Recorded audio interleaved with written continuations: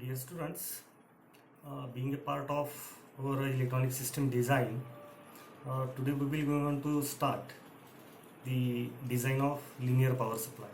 Actually, this assignment is not there in the syllabus, but whatever next assignments that we have to perform, in that assignment you will require the dedicated DC power supplies to run that electronic circuits, and that's why first of all we will cover it and then we'll start with the actual syllabus.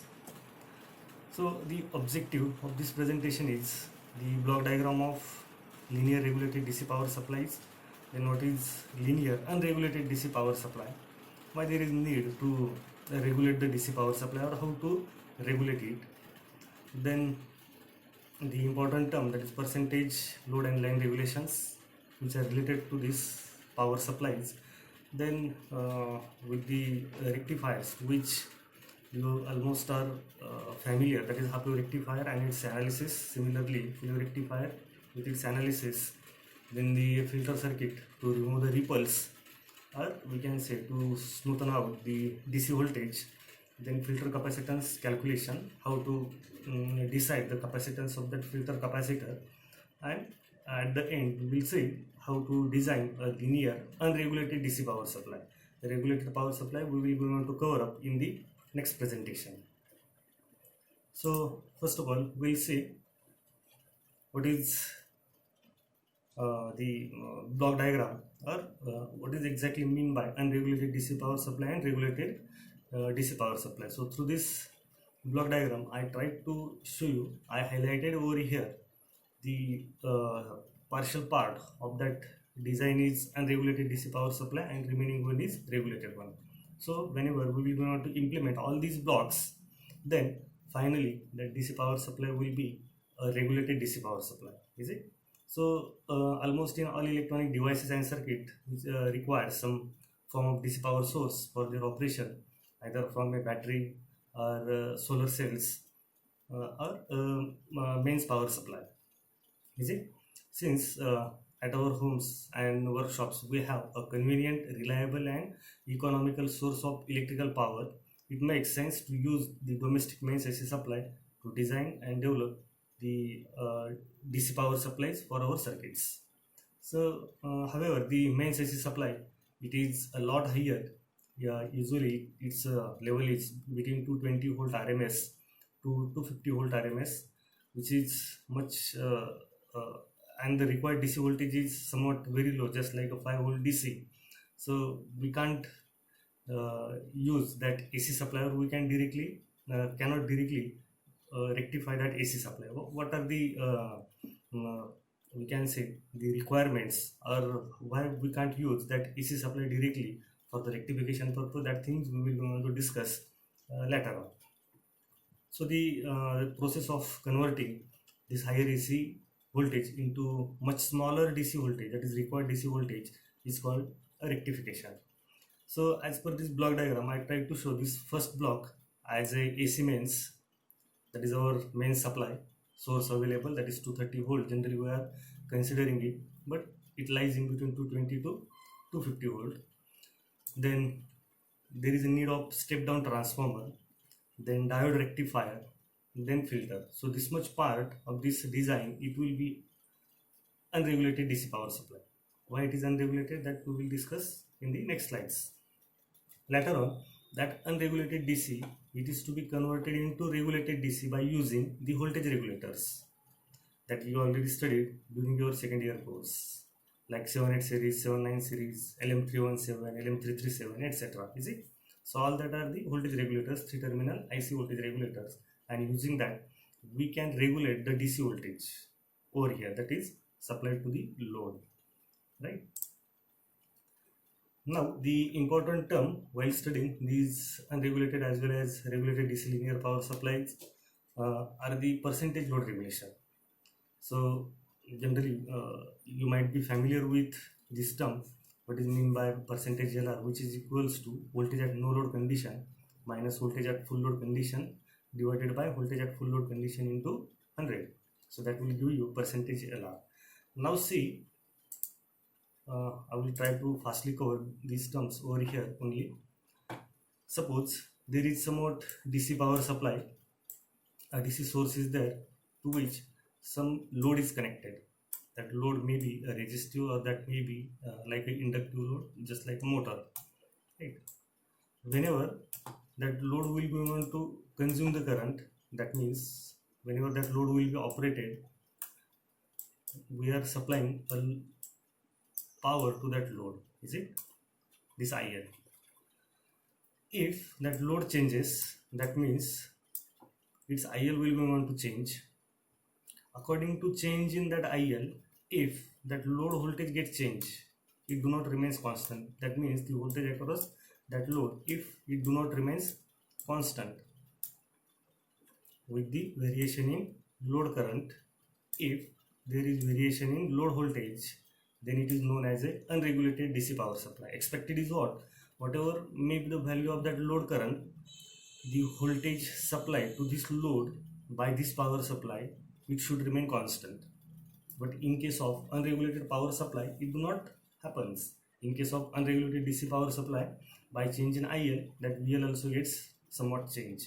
Or we can say, you might have studied during the working of that rectifiers, there is a filter capacitor, and whenever we are changing that load, then there is a generation of such type of ripples across that filter, is it? This is with IL non-zero.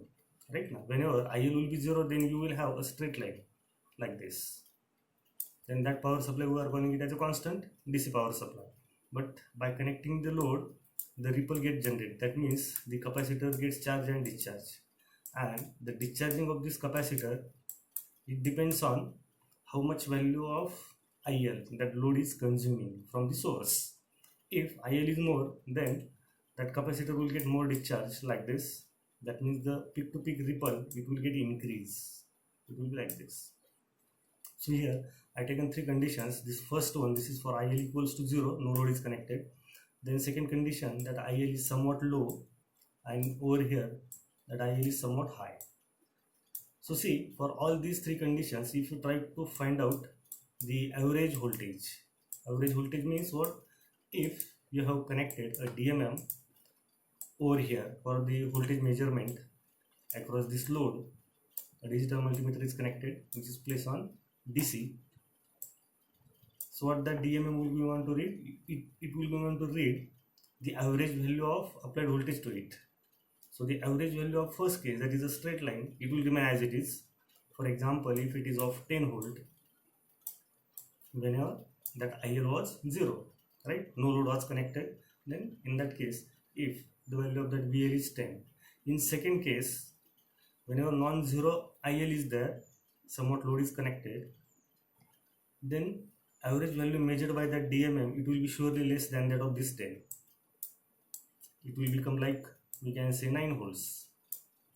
And in third case, if that IL is again increased beyond the previous value, then again its average value will goes on decreasing, and it will be of, we can say 8 volts, is it? And if this is the maximum value of load current, beyond that, that load will not be able to consume the current, is it? So we can call this condition as a full load condition. Clear? And the first condition as no load condition.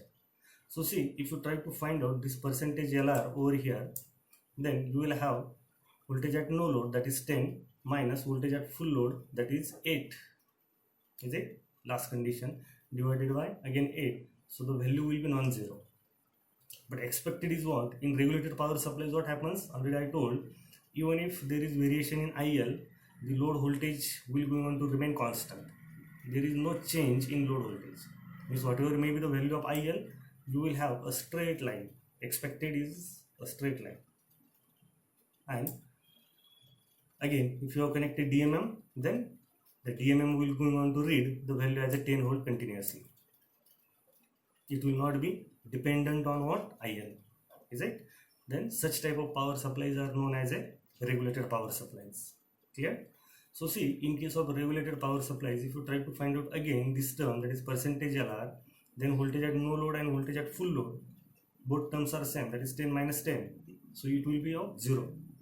So 0 divided by anything, you will have a 0% percentage load regulation in case of regulated power supply, while in case of unregulated you will have the non-zero. So expected is what? The percentage load regulation of power supply, it should be of 0%, remember. So this is one of the important term related to these power supplies. Now another case, if IL is constant, this IL is constant, that load is consuming a constant current, is it?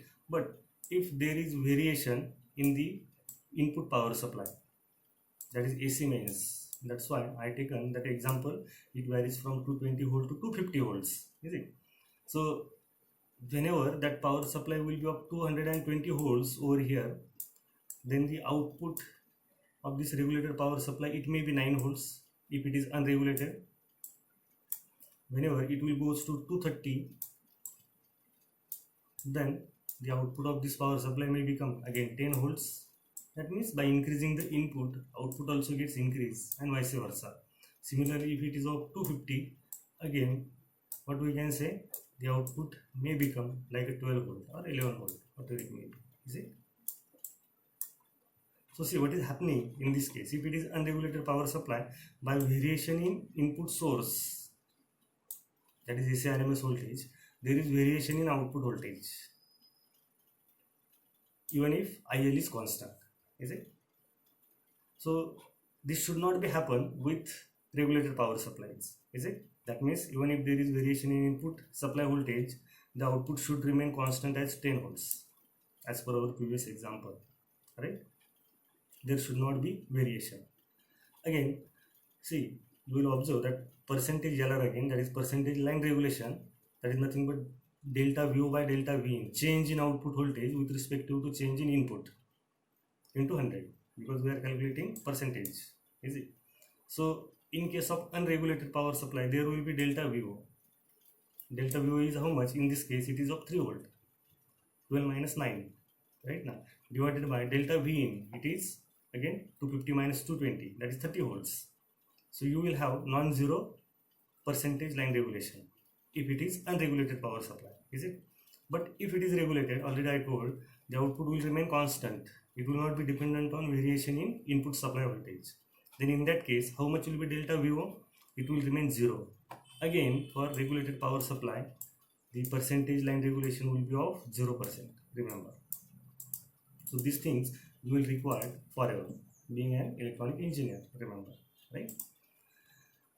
Now the next slide is already no need to discuss so much with this.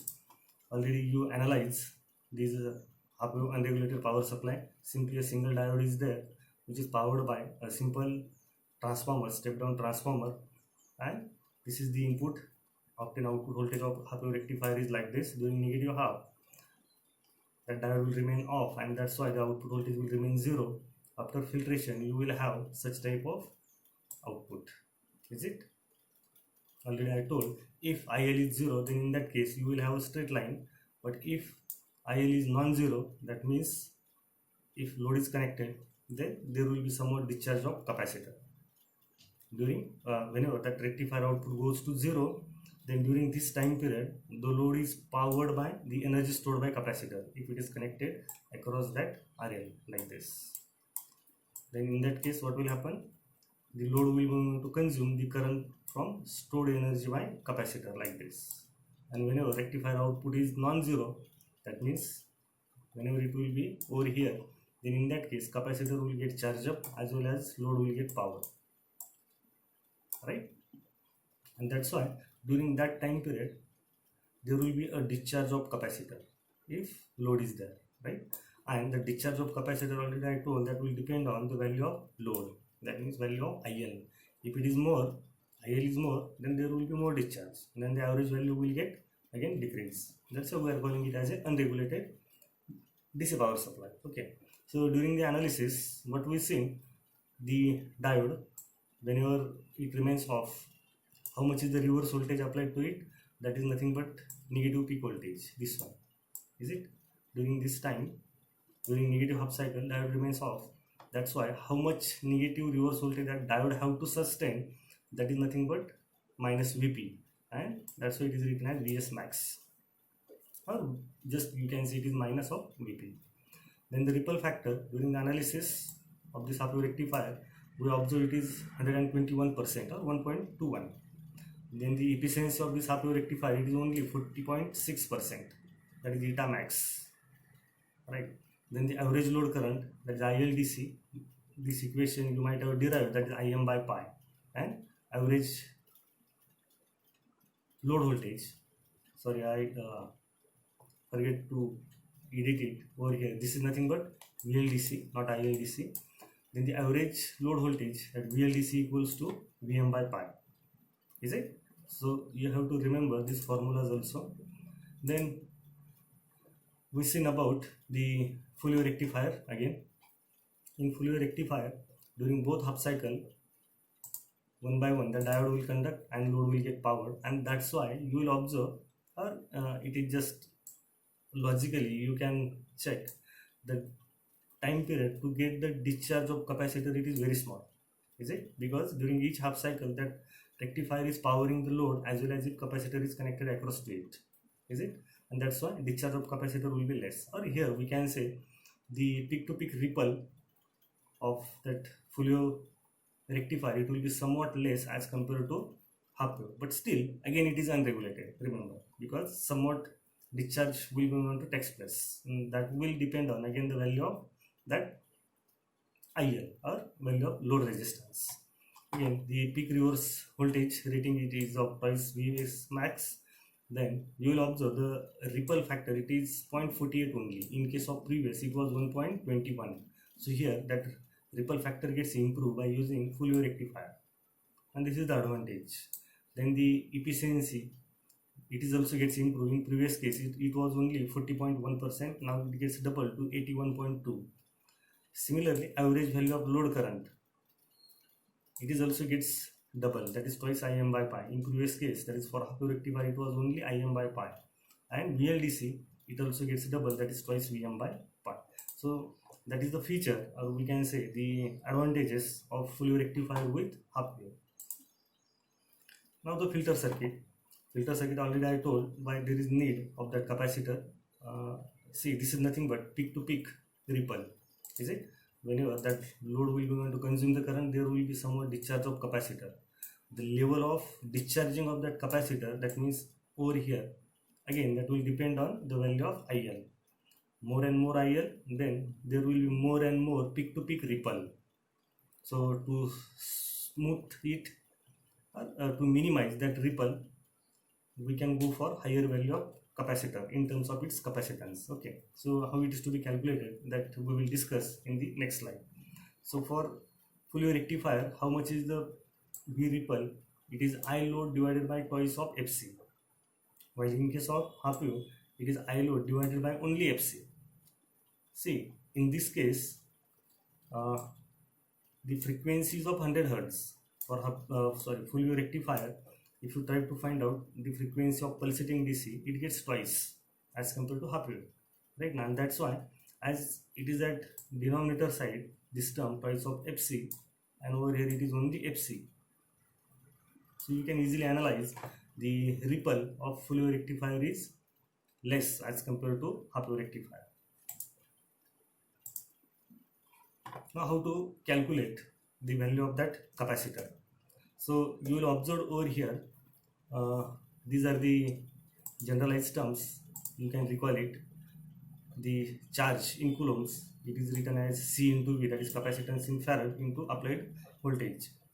Similarly, that charge we can calculate as current into time in second, that is Q equals to IT. Similarly, what is the frequency?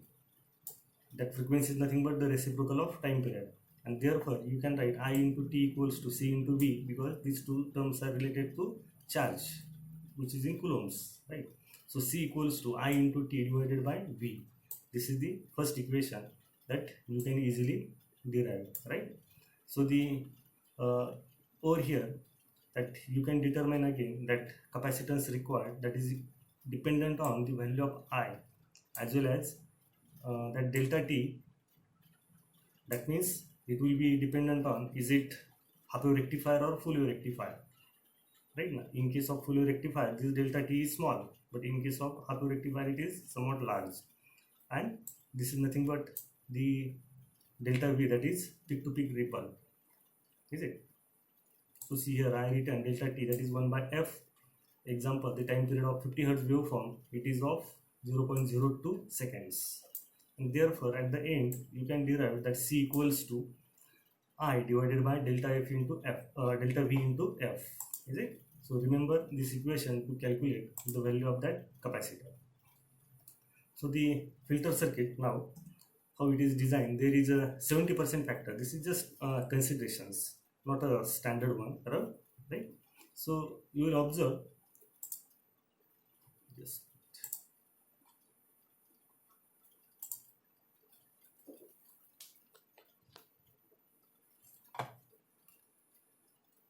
see again that in previous slide we derived that C equals to I I divided by delta V into F, but here we can take the 70% of capacitance, not total one, is it?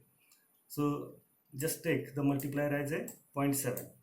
So delta V you can check, that is change in voltage, that is peak to peak, or we can say it is ripple, that you can calculate by using again this formula, is it? Example, let for ripple of 1 volt peak to peak, load current of 500 milliamp, what is the filter capacitance, is it? So here what is given, that delta V is given, that is 1 volt peak to peak, and IL is also given, that is 500 milliamp. So C equals to, by that 70% factor, 0.7, again same formula you can calculate, so it comes as 3500 microfarad. Now since that 3500 microfarad, it is not a standard value of capacitor available in the market, so you can go for closer one, that is 3900 microfarad. It is easily available, right? So here again you can justify, if instead of calculated value of 3500 microfarad, or if you have selected that capacitor of 3500 microfarad, and if a load current is of 500 milli, there will be a ripple of 1 volt peak to peak, is it? But instead of 3500, if you go for closer one, easily available standard value, that is 3900, and you can observe that change in voltage, that is ripple factor, it will get reduced. It will not go on to remain as 1 volt peak to peak. And how much should be the ripple? It should be as low as possible. Yes or no? So whenever you will calculate any value, just try to select the standard available just above it, so that the ripple content will get reduced. Otherwise, what will happen, if you have selected the capacitor less than that of our calculated value, then this ripple will get increased. It will not going on to remain 1 volt peak to peak. It will be somewhat more than that of, and the ripple should be again as low as possible, right? So in this way you can calculate, or you can decide the value of that capacitance. Now, while designing the unregulated DC linear power supply, what are the key points? How much output DC voltage and load current you require, then ripple voltage, how much is acceptable, then how much is the main source voltage available, then step down transformer which is to be selected, then rectifier diode, its forward current handling capacity, and PIV rating, is it? Otherwise, why it is to be considered over here, PIV rating as well as that current handling capacity?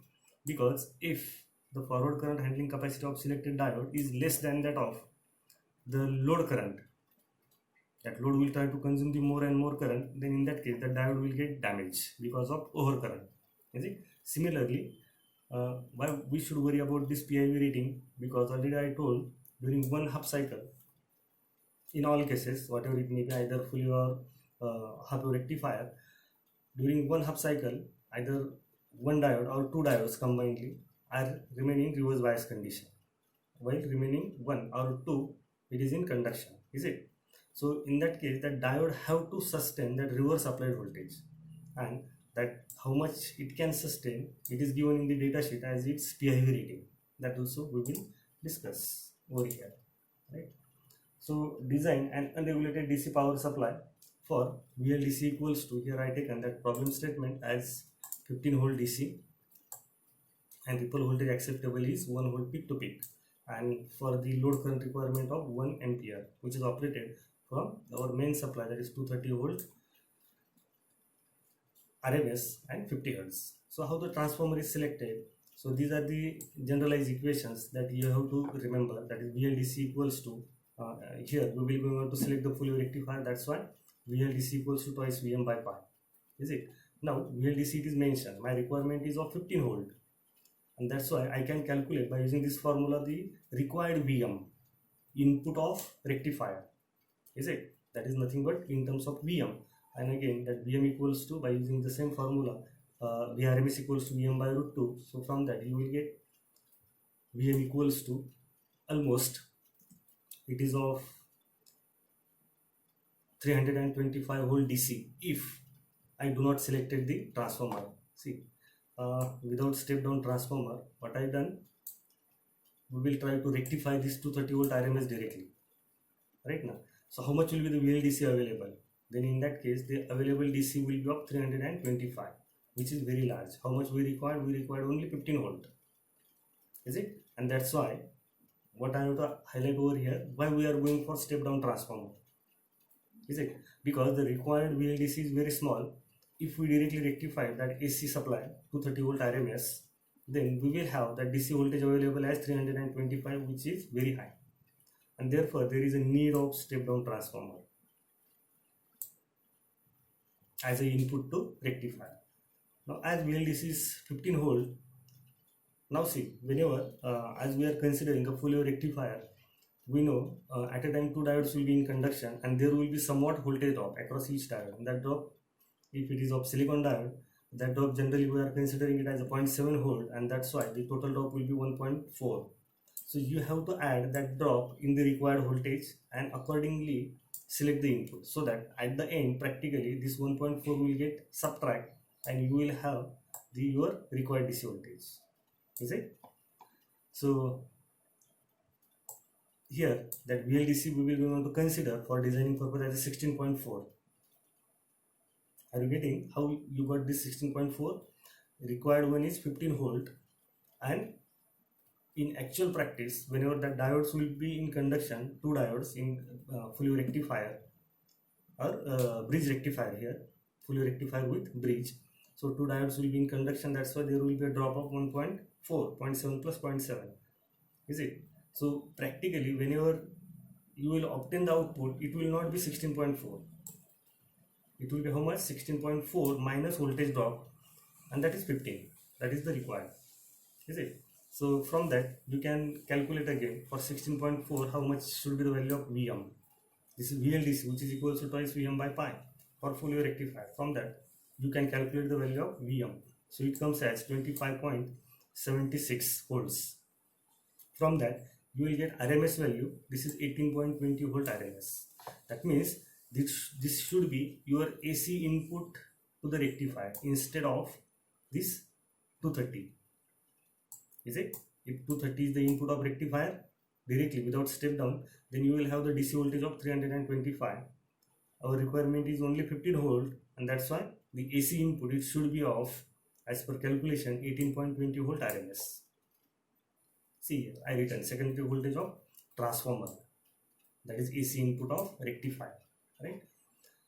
So similarly for current rating, now our requirement of load current is 1 ampere. That transformer should be sufficiently strong to provide this much current. Otherwise such type of transformer will be available in various sizes. A very small transformer of 18 volt, somewhat more, again its secondary voltage is 18, again somewhat more than that of, again voltage rating is 18.2. So the size of transformer, step down transformer, it increases by its current rating. Remember, as current rating increases, size also gets increased. So that ILDC required here in our problem statement we define it as a 1 ampere. Therefore again you can calculate that ILDC, then IM using the same formulas, and at the end IRMS, that is nothing but secondary current rating, it is of 1.11 ampere. Is it? So this is the just method how to decide that step down transformer, or how to calculate that capacitance of capacitor. Now the diode selection criteria. Already I told that diode can sustain the peak reverse voltage how much? That should be of twice of Vm. Is it? and here in our case that VM was 25.76. Accordingly you have to select the diode from its data sheet, right? Then operating frequency of diode, it is also given in the data sheet, and that is of twice of supply frequency, and it is of 100 Hz, is it? So purposely I have taken this comparative chart over here to compare the various diodes which are available in the 1N4000 series. See, you will observe the first diode is 1N4001, and this last one which generally we are familiar, 1N4007. So what is the difference over here? You can observe the peak repetitive reverse voltage, that is PIV rating of 4001, it is of 50 volt, and for this 4007 it is of 1000 volt, while the current rating of all is same, is it? So these are some important points while selecting the diodes also. Now the next diode I selected from the 1N54 series. Again you will observe the same things for this another type of diode also. See, for 5400, again this first one, that is maximum repetitive peak voltage, it is of 50 volt. Then maximum RMS voltage, that is of 35 volt, and maximum DC blocking voltage, and this PIV, it is almost same, but that peak voltage, it remains time being, we can say, because that signal goes to peak for very small time duration, while if a reverse DC voltage is applied continuously, it remains over there as it is, it do not get changed according to time, is it? And you can compare it with the last one, that is 5408, which is 1000 volt, then 700 volt, and again 1000 volt. So these terms are given over here, and the current handling capacity of this diode is 3 ampere. For previous series, that is 400 series, that current rating was 1 ampere, and here the forward current handling capacity, it is of 3 amperes. So this is the basic difference between that 54 series and 400 series. So in summary, you might have understood about the block diagram of linear regulated DC power supply, then what is linear unregulated power supply, difference between these two, then the terms percentage load and line regulations, then rectifier circuits and its analysis, then what is filter and its calculation, and at the end how to design a linear unregulated DC power supply. So in our next lecture we will discuss about the design of regulated power supply, because this unregulated power supply we will going on to select as an input to that regulator IC.